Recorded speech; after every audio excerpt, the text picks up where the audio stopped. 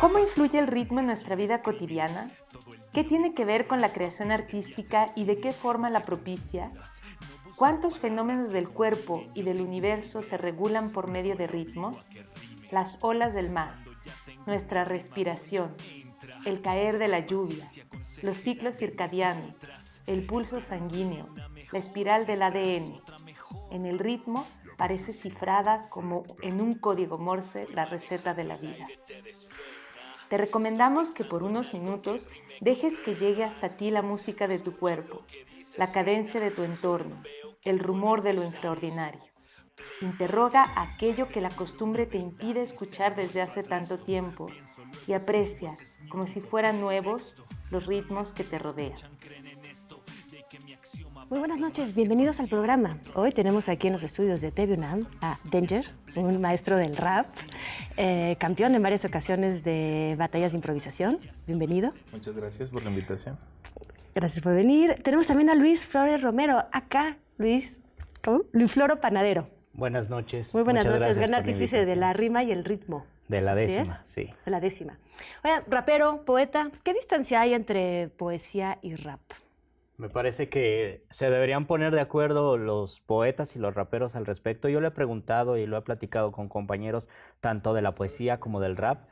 Algunos raperos me comentan que son distintos, son disciplinas diferentes, tienen cauces diferentes y tienen motivaciones distintas, ¿no? Y los mismos raperos, otros raperos me dicen que es lo mismo, ¿no? Que ellos se consideran poetas y simplemente son poetas que tienen un soporte distinto, en este caso la palabra rítmica y casi siempre la transmisión oral. Y en la poesía también es una cuestión de ponerse de acuerdo desde el lado de los poetas. Los que argumentan que es con intenciones diferentes, ¿a qué se refieren? Con intenciones diferentes se refiere a que el rap no se deslinda de la poesía en tanto que tradición. Yo lo puedo pensar así. Se deslinda porque tiene otra tradición, está enfocado más a la música, mientras que la poesía está enfocada a la literatura. Desde términos musicales tal vez se puede ver el rap y desde términos literarios la poesía. Sin embargo, también hay muchos puntos en común entre poesía y rap y se puede argumentar que sí son parte de una misma cosa. En cierto modo, poesía, cuando dices literatura, va más enfocada hacia el libro. Sí, en algunos casos sí. En mi opinión, me parece que el rap, aunque no esté enfocado en el libro, el rap es parte de la poesía y tendría que ser parte de una tradición literaria. Yo creo que nunca vamos a llegar al consenso general, porque yo creo que más todavía los raperos estamos muy ensimismados en nuestro movimiento rapero o no nos visualizamos dentro de las esferas de la literatura o de la poesía tradicional o académica. Unos o la mayoría ni quieren visualizarse dentro de ella, ¿no? Porque el rap representa el lado contrario a lo establecido o a lo académico, o muchos lo ven de esa forma. Nosotros, para evitarnos problemas, porque yo trabajo mucho en proyectos donde busco enaltecer o visibilizar esos plexos que quedan dentro de la literatura pegados al hip hop o al rap. Y entonces era muy difícil porque muchos de la escena son muy puristas de la escena hip hop y creen que no deberíamos ligarnos a la academia o a la literatura o al rap. Entonces, lo que resolvimos fue, ¿el rap es poesía, sí o no? Pues pregúntale al autor del rap, ¿no? El que tiene una obra y dice, lo mío sí es poesía, pues entonces eso sí es poesía. El que dice, yo no, mi rap es callejero y yo no tengo nada que ver con eso, chido también, ¿no? Entonces, así nos evitamos los problemas hasta ahora, ¿no? Ok, entonces pues, estamos estableciendo una especie de abanico en el que tenemos mi rap es callejero, mi rap es poesía, y los que se distinguen, no, la poesía no es rap, es solamente, digamos, algo reservado para los eruditos, para los que leen. Y sin embargo, accidentalmente, los chicos en los barrios, en los parques, en los callejones, están improvisando de 12 años, calambures, retruécanos, recursos literarios del rap, de la literatura, estructuras poéticas. Les guste o no les guste, lo están haciendo, ¿no? Muchos creen que lo inventan, fíjate, ¿no? Por el desconocimiento, Por muchas cosas. Primero porque el rap crece en los barrios más marginados de la sociedad, entonces hay poco acceso a la educación y poca curiosidad también. Entonces están repitiendo muchas cosas que ya existen y poniéndole o rebautizándolos en los barrios, ¿no? Pero accidentalmente llegan a donde mismo que llega la poesía, ¿no? Los mismos recursos por lo menos. Digamos que el rap nació también como protesta social. ¿Sigue teniendo esta beta? Igual, eso depende mucho del autor. Sí, de que existe esa beta. A veces muy panfletaria, a veces muy desde el corazón, de verdad. Porque como ya es una industria muy grande, o sea, la industria del hip hop es la industria más grande actualmente en el mundo musical. Entonces, obviamente, hay muchas fórmulas mercadotécnicas que se repiten. Entonces yo conozco raperos que de verdad están como con ciertas luchas comprometidos fuera de los escenarios y dentro de los escenarios, que es lo que a mí me parece más coherente, como los hay que no, ¿no? Y como los hay que dicen, eso ya no es el rap, eso empezó así o no lo quisieron vender de forma muy romántica, pero el hip hop en realidad son los black parties que se hacían en el sur del Bronx, fiesta de latinos y de afroamericanos, y sigue siendo fiesta y muy autobiográfico contar lo que se te dé la gana con esta herramienta. Claro, porque ahorita que dices lo de romántico, pienso mucho en la poesía. Aquí podemos también juntar quizás poesía y rap, ¿no? Dos maneras de expresión oral muchas veces, que tuvieron una función, ¿no? Hubo un tiempo que fue memotécnica, ¿no? O sea, que la poesía cargaba la memoria de los pueblos. Los románticos, precisamente, un poco cuando empieza a haber el proceso de industrialización en el siglo XIX, ¿no? Ven a la banda obrera y empieza a haber como poesía que habla, ¿no? Da voz a los desprotegidos, quizás. Hay la poesía revolucionaria, Mayakovsky, ¿no? Muchos de los poetas rusos. O sea, ¿cuál es la función hoy? Digo, me imagino que tú sí, por estarte siguiendo un poco, sí te gustaría decir que la poesía tiene una función política, y te pregunto a ti también. ¿La tiene? Es una función diversa, también depende del autor, depende de las intenciones del autor, pero sí es importante recordar que más allá del rap, la canción era lo mismo hace apenas 600 años o 1000 años que el poema. Una persona que escribía poesía lírica, de hecho la poesía lírica es porque se tocaba con una lira, no estaba pensando voy a escribir una canción o voy a escribir un poema. Se escribía y ese poema era para cantarse. Poco a poco se fue desprendiendo el poema, incluso ya al momento de leerse, de sus rasgos rítmicos. Tanto así que ahora los poemas ya no son para memorizarse, o ya no son para muchos poemas, o por lo menos un tipo de poesía académica, ya no es para transmitirse de forma oral, sino leerlos. Hay muchos poemas con mucho sustrato narrativo, por ejemplo, que se leen casi como se lee una novela o se lee un libro de cuentos, y mientras que el canto o la función oral, verbal, inmediata y cotidiana de la poesía, yo creo que descansa en el rap, y también descansa en mucha de la tradición poética popular que últimamente pues se ha juntado, y creo que es un gran abrazo entre el rap y la poesía popular, porque en un sentido histórico no es que hayan surgido de formas distintas, sino todos, tanto raperos como poetas, son artífices de la palabra, trabajan con la palabra, usan diferentes recursos a veces y a veces coinciden, y esto pues hace que se vuelvan hermanos poéticamente, y ya depende de cada autor el tema que quiere tratar o la manera en que quiere asumir su perfil de artista, ya sea para escribir poemas revolucionarios que todavía se siguen escribiendo, o escribir poemas personales. Se piensa mucho en dónde está la poesía, ¿está dentro o está fuera? Y en esa pelea de si está dentro o está fuera, vamos a pasar muchas generaciones, o va a pasar toda nuestra tradición poética, porque eso es parte de lo que nutre a la poesía. Yo creo que de lo que nutre al rap, las discusiones, también tal vez los conflictos que existan entre poetas y raperos, o entre poetas y otros poetas, o entre raperos y otros raperos.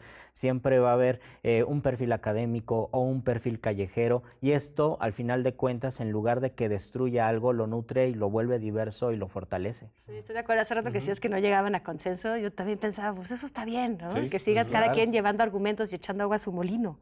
Oye, regresando a la política, tú estuviste en un proyecto del INE hace poco, en el que rapearon un poco los temas de los debates presidenciales, de los candidatos. ¿Cómo resultó eso? ¿Crees que tuvo buen efecto? Pues ¿Una buena idea? la intención era buena, los medios, que son muy complicados, no fueron tan exitosos, porque esto era se llama doble pantalla, que es un intento de ir hacia los chicos, adolescentes que están viendo la tele con sus papás, pero al mismo tiempo traen el celular en la mano. Entonces, cuando un candidato decía alguna palabra poco popular, como yuxtaposición, aparecíamos nosotros rapeando en 4 versos explicando qué es la yuxtaposición. Entonces le aparecía al chico si estaba enlazado, ¿no? Pero pues era un poco complicado porque tenías que escucharlo al mismo tiempo que estaba el debate, ¿no? Entonces la idea era buena, la intención era de verdad muy buena, porque sí, o sea, yo veía a mis compas viendo los debates, pero sabía que muchas de las palabras o de lo que están diciendo a veces no es accesible para el pueblo en general, ¿me explico? Más en los barrios de donde venimos nosotros. Entonces me parecía muy hermoso poder comunicar lo que estaban diciendo realmente, qué significaba, de qué se trataba, pero era complicado. O sea, habría que idear otras formas de llegar, tal vez después del debate, no lo sé, ¿no? Pero Sí, igual, ¿no? Ir a rapear los temas del debate después en barrios. Sí. ¿no? Y que ahí, de hecho, se armen confrontaciones de ideas, quizás incluso. Sí. ¿no? De hecho, el INE se acercó a nosotros porque hicimos eso. Nosotros, después del primer debate, hicimos unas batallas de freestyle donde pusimos temáticas sobre el debate. Entonces, la gente, los chicos empezaron a improvisar sobre lo que ellos habían visto del debate y cómo ya a través de sus pensamientos y de su background lo expulsaban, ¿no? Y se hizo un poco viral. Entonces, el INE lo vio, buscó quién lo hacía y nos buscó a nosotros como para ver qué proponíamos, ¿no? Ay, qué padre. Que también es la función social de la palabra y de la poesía, llegar y tener acceso a las personas, porque muchas veces en la academia o desde la poesía académica uno piensa que está escribiendo para la eternidad, para quién sabe cuál lector, e incluso, y yo creo que puede pasar en el rap también, se puede ver con cierto recelo si alguien tiene éxito inmediato, ¿no? O si alguien escribe poesía satírica o poesía de ocasión, porque eso ya no va a trascender, porque ya no se están tratando los grandes temas de la literatura. Esta manera de bajar del pedestal pues al espectro poético hace que las personas sientan simpatía y sientan empatía por lo que están escuchando, por lo que están sintiendo, y a la vez es una invitación para que las personas también se interesen en la escritura poética o se interesen en el rap, pero mientras siga estando arriba en términos académicos, la poesía pocas veces baja o pocas veces conecta con la gente. Porque le tienen miedo a la temporalidad, ¿no? Ujú. Nada más atemporal que inmediato. hablarle al pueblo, leí por ahí. Vamos a dejar que la audiencia piense sobre lo que acabas de decir y volvemos para seguir hablando de esto. No se vayan.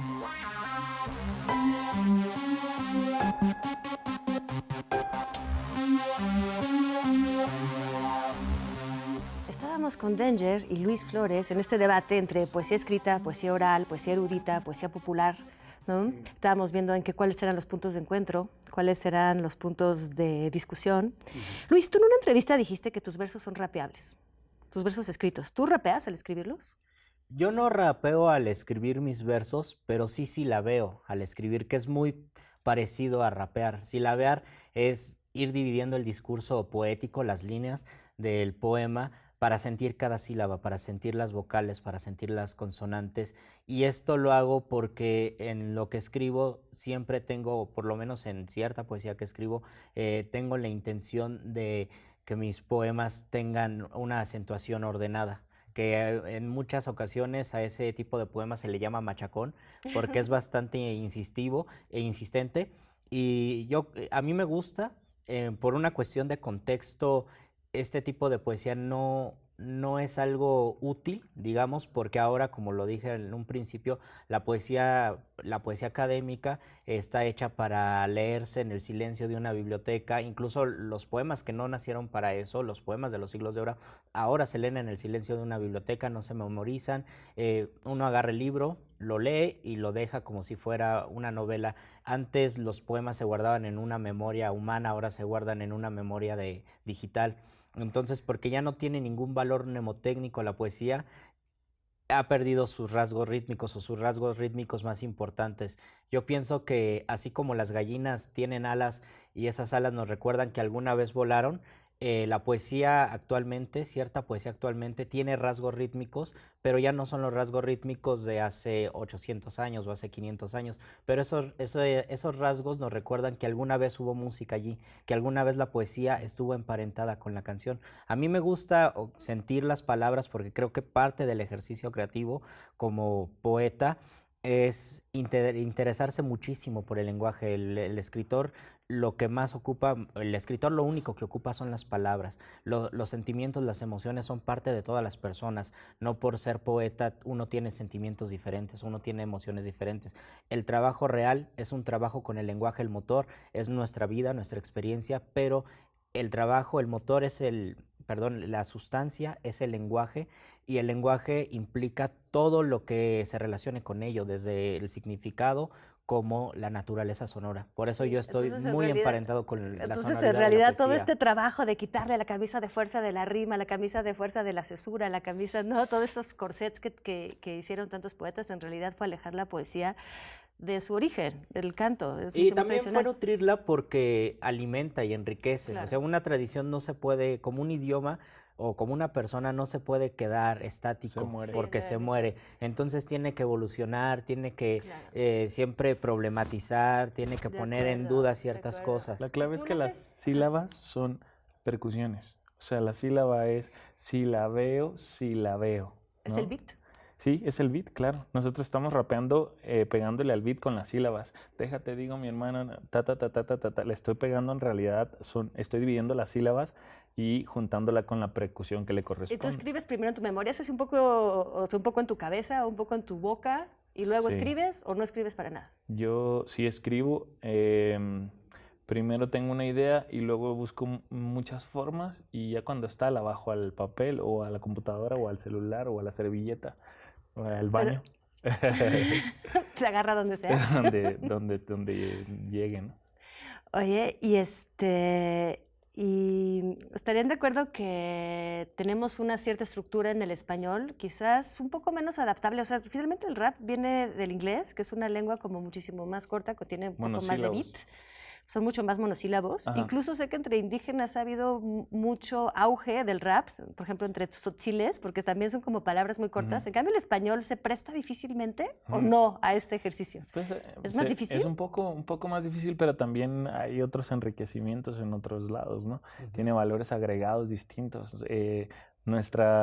Por ejemplo, nuestros sinónimos, nuestros slangs, o sea, hay muchas cosas que a mí me encantan del español. Y, por ejemplo, ahora tenemos 16 lenguas maternas que están rapeando en México, ¿no?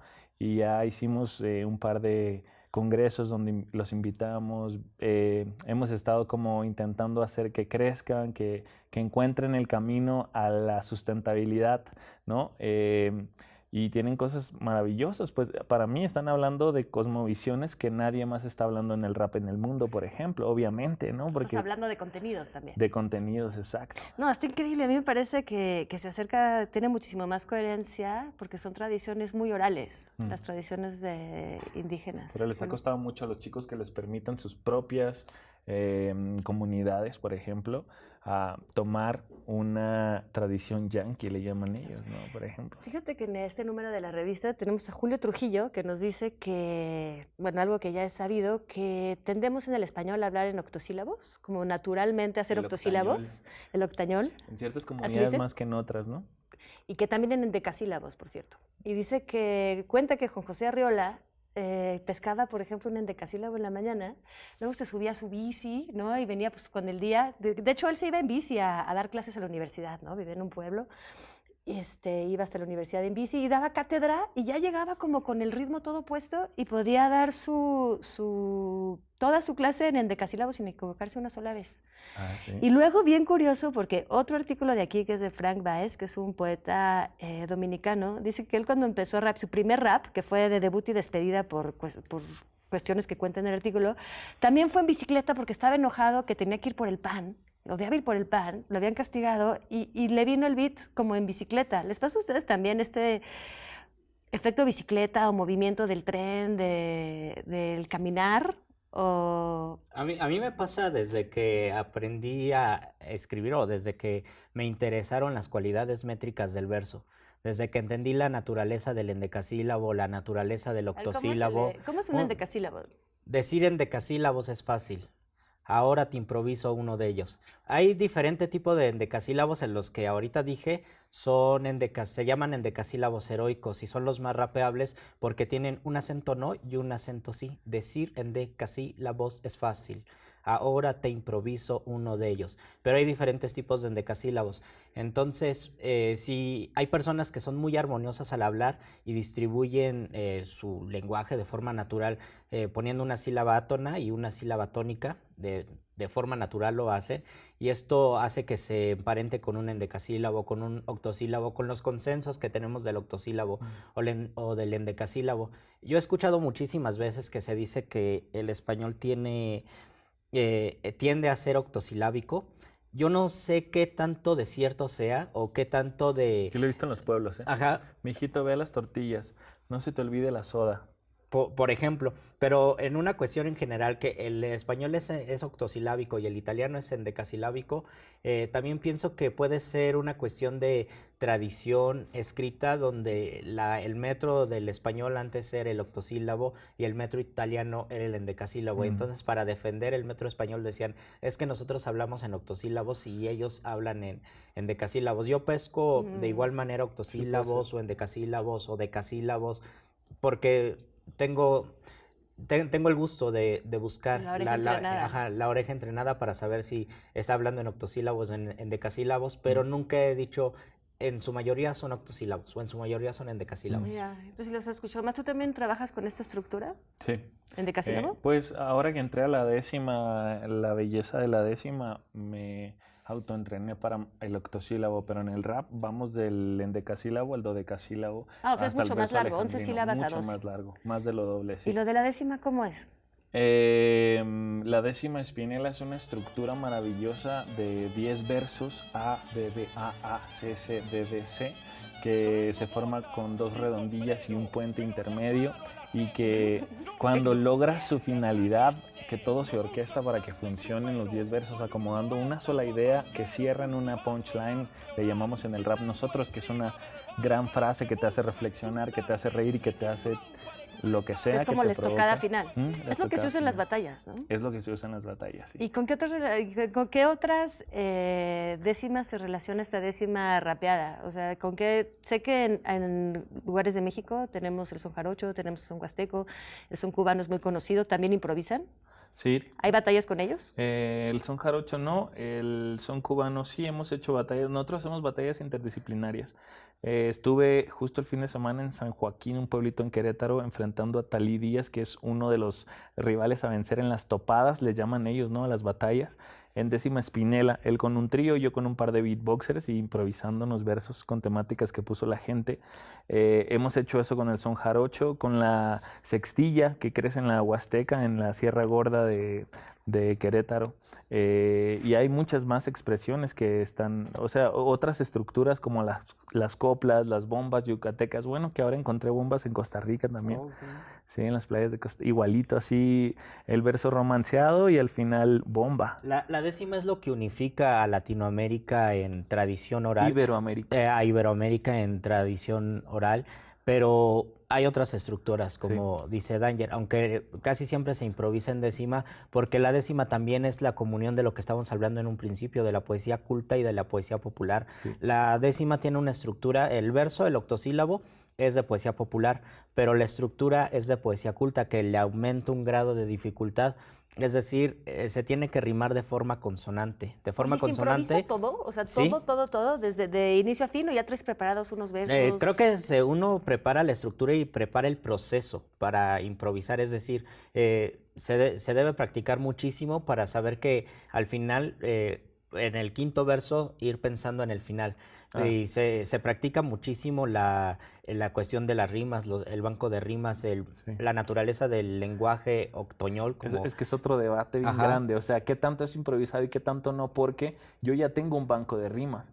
Yo sé que silla rima con maravilla, con rodillas, con arcilla, entonces Para mí sí es totalmente improvisado lo que hacen ellos. Pensar qué vas a hacer mientras lo estás haciendo me parece una improvisación legítima, ¿no?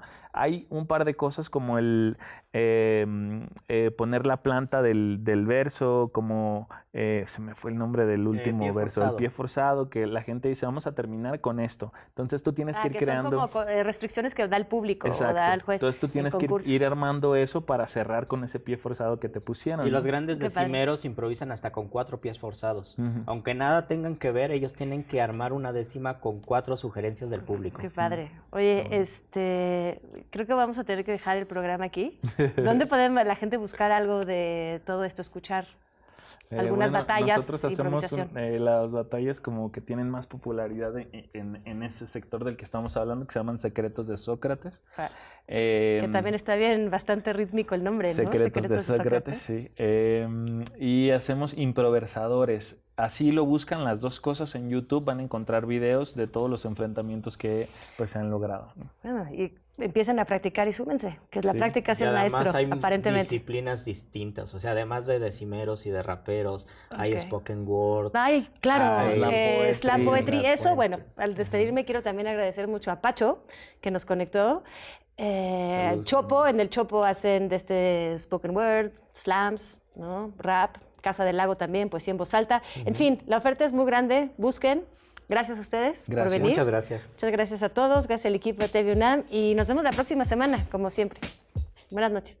Soy un ratón de biblioteca, pero salí de una cloaca donde el sistema hizo crecer a las ratas. El lado oscuro casi me atrapa, pero el hip hop me envió su luz como el rey Chaka. Crecí jugando Scrabble de pequeño, pero hasta los 13 supe que existía el tablero. El único niño que resolvía crucigramas. Ahora los dejo sin palabras y rapeo. Presumen de su pluma, su verso, de qué tan lejos han llegado en el proceso. Yo pienso que han llegado hasta la luz.